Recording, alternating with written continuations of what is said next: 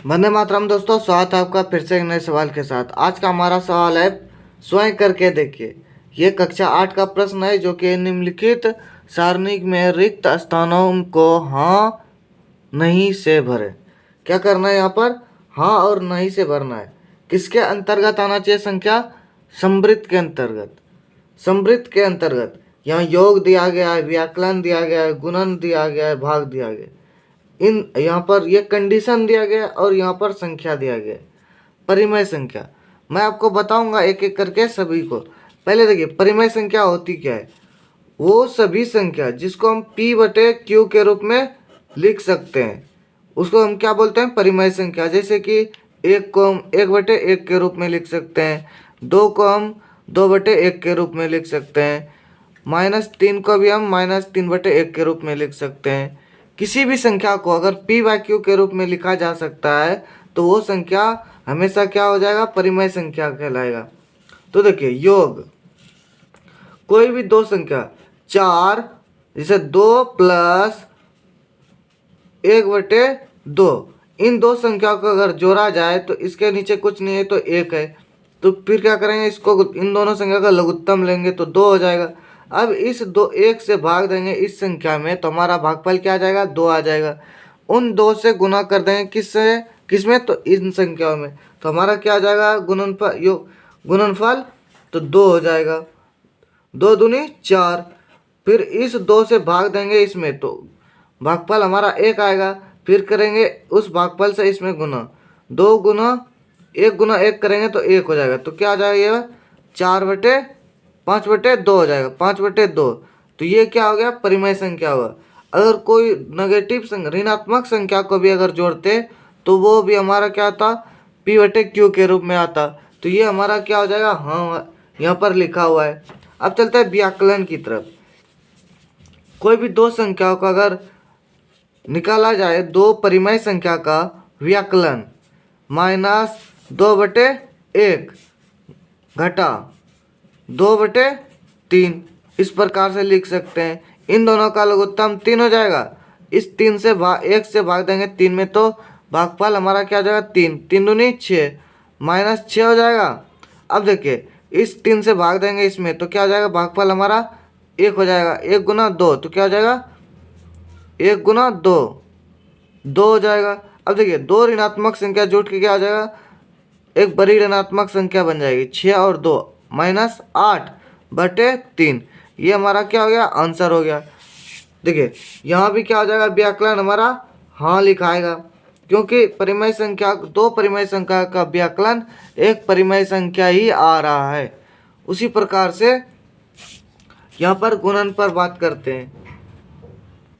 दो परिमेय संख्या का गुणन। अब देखिए, 4/3 गुना 1/2, तो इसका भी गुणन क्या आ जाएगा?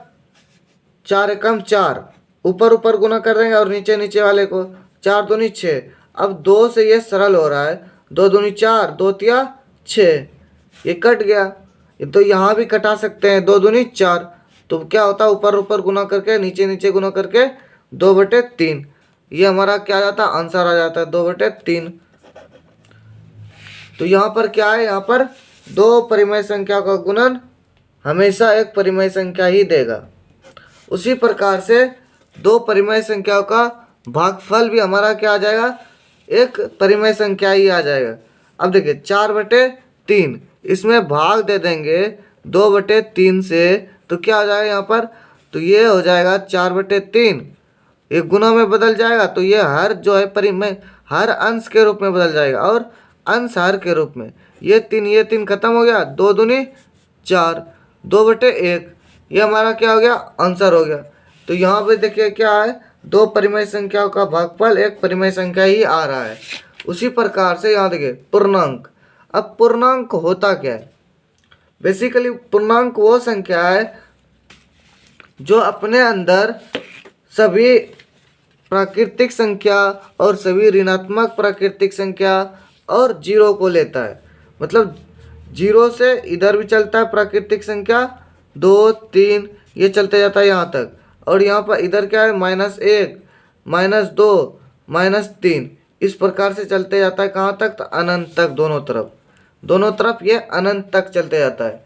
अब देखिए दो पूर्णांकों का योग हमेशा क्या कहलाएगा, यहाँ पर देखिए दो पूर्णांकों का योग, इस दो को जोड़ देंगे इस -1 के साथ, इस दो को जोड़ देंगे किसके साथ, तो -1 के साथ, तो हमारा क्या हो जाएगा आंसर, हमारा आंसर हो जाएगा माइनस माइनस प्लस हो जाएगा, प्लस माइनस माइनस हो जाएगा, 2 में 1 घटेगा तो हमारा क्या आ जाएगा, यहाँ पर 1 आ जाएगा। ये हमारा क्या है, पूर्णांक संख्या है। तो हम क्या करेंगे, यहाँ पर हाँ लिख देंगे। दो पूर्णांकों का योग हमेशा एक पूर्णांक ही प्राप्त होता है। उसी प्रकार से देखिए अगला हमारा संख्या यहाँ पर क्या है, व्याकलन। व्याकलन में भी वही होगा, कोई भी दो पूर्णांकों का अंतर हमेशा एक पूर्णांक ही प्राप्त होगा। और गुणनफल में भी यही है, और भागफल में भी देखिए दो पूर्णांकों का भागफल। अब देखिए -2 में भाग देंगे -3 से, तो क्या वो संख्या पूर्णांक ही प्राप्त होगा, तो वो संख्या एक परिमेय संख्या प्राप्त होगा, ना कि पूर्णांक। वो परिमेय संख्या प्राप्त होगा, ना कि पूर्णांक। देखिए माइनस माइनस कट गया तो हमारे पास क्या बचा, 2/3। ये एक परिमेय संख्या है, ना कि पूर्णांक। तो इसलिए हम क्या करेंगे, यहाँ पर नहीं लिख देंगे, यहाँ पर नहीं लिख देंगे। हो गया। अब चलते हैं पूर्ण की संख्या। पूर्ण संख्या क्या होता है, जीरो और प्राकृतिक संख्या का समूह होता है। जीरो और प्राकृतिक संख्या का समूह। अब देखिए दो पूर्ण संख्या को जोड़ा जाए, जैसे कि 0 से शुरू होता है और प्राकृतिक संख्या को लेके चलता है अनंत तक। तो दो संख्याओं को 1 और 2 को जोड़ देंगे तो हमारा क्या हो जाएगा, 2 1 3 हो जाएगा। ये हमारा क्या एक पूर्ण संख्या है, तो ये इसका योग हाँ हो जाएगा। अब देखिए व्याकलन, दो पूर्णांकों का व्याकलन क्या हमेशा एक पूर्णांक संख्या हो सकता है। दो पूर्णांकों का व्याकलन हमेशा एक पूर्णांक संख्या होगा, तो इसका आंसर आपको इसी सवाल में मिल जाएगा। देखिए अब क्या करेंगे, इस 1 में से इस 2 को घटा देंगे, 1 में से क्या करेंगे, 2 को घटाएंगे, तो हमारा क्या मिल रहा है, यहाँ पर एक ऋणात्मक संख्या मिल रहा है। तो इसका मतलब ये है, जो ये ऋणात्मक संख्या है ये पूर्ण संख्या के अंतर्गत नहीं आता है, तो इसका व्याकलन एक पूर्ण संख्या नहीं होगा, इसका व्याकलन पूर्ण संख्या नहीं होगा, नहीं होगा। तो देखिए अब देखिए गुणाओं पे चलते हैं। अब दो पूर्ण संख्याओं का गुणनफल, 0 गुना 1 करेंगे तो 0 हो जाएगा, 0 गुना 2 करेंगे तो 0 हो जाएगा, अब 2 गुना 1 करेंगे तो 2 हो जाएगा। उसी प्रकार से कोई भी संख्या आप ले सकते हैं, 2 गुना 8 तो क्या आ जाएगा, 16 हो जाएगा। 16 हमारा क्या है, एक पूर्णांक संख्या है। तो दो पूर्ण संख्याओं का गुणनफल हमेशा एक पूर्ण संख्या प्राप्त होता है, इसका आंसर हो जाएगा हाँ। उसी प्रकार से दो पूर्ण संख्याओं का भागफल हमेशा एक पूर्ण संख्या नहीं होता है, तो इसलिए हम यहाँ पर पहले से ही नहीं लिखा हुआ है। तो चलिए अब प्राकृतिक संख्या पर चलते हैं। दो प्राकृतिक संख्या का योग हमेशा एक प्राकृतिक संख्या ही होगा, कोई भी आप संख्या ले सकते हैं। 200 में अगर 4 को जोड़ा जाएगा तो 204 ही आएगा, तो ये भी हमारा क्या हो जाएगा, यहाँ पर हाँ लिख देंगे। अब देखिए दो प्राकृतिक संख्या का व्याकलन जरूरी नहीं है कि वो प्राकृतिक संख्या ही आएगा, वो ऋणात्मक प्राकृतिक संख्या भी आ सकता है, पूर्ण संख्या भी आ सकता है, पूर्णांक संख्या भी आ सकता है, तो इसलिए यहाँ पर क्या है, नहीं लिखा हुआ है। अब देखिए दो प्राकृतिक संख्या का गुणनफल, दो प्राकृतिक संख्या का गुणनफल हमेशा एक प्राकृतिक संख्या ही प्राप्त होगा, ये हमारा क्या हो जाएगा, यहाँ पर हाँ हो जाएगा। अब दो प्राकृतिक संख्या का भागफल क्या होगा। अब देखिए 4 में से भाग देंगे 5 से, तो क्या ये प्राकृतिक संख्या प्राप्त होगा, तो ये प्राकृतिक संख्या प्राप्त नहीं होगा, तो यहाँ पर हम क्या करेंगे, नहीं लिख देंगे, यहाँ पर क्या करेंगे, नहीं लिख देंगे। अगला प्रश्न हमारा क्या है, कुछ महत्वपूर्ण जानकारियों पे एक छोटी सी नज़र डालते हैं। आपको इस चैनल पर कक्षा 6 से लेकर MA, MSc, M.Com तक में जितने भी गणित के पुस्तक होंगे उन सभी का वीडियो सॉल्यूशन आपको मिलेगा इस चैनल पर।